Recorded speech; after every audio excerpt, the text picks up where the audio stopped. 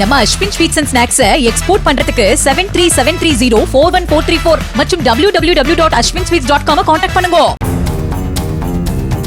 சென்னை ராயப்பேட்டையில் பாலு என்பவருடன் நீண்ட நாட்கள் பழகி வந்து அவரை மிரட்டி 2 சவரன் நகை மற்றும் பணத்தை பறித்துச் சென்ற வழக்கில் மோனிகா என்ற தமிழ்ச்செல்வி மற்றும் அவரின் கூட்டாளிகளான புரட்சி பாரதம் கட்சியை சேர்ந்த குமார், நவீன்குமார், அதிமுகவை சேர்ந்த கானா என்ற ஆறுமுகம் ஆகியோரை ராயப்பேட்டை போலீசார் கைது செய்து சிறையில் அடைத்தனர்.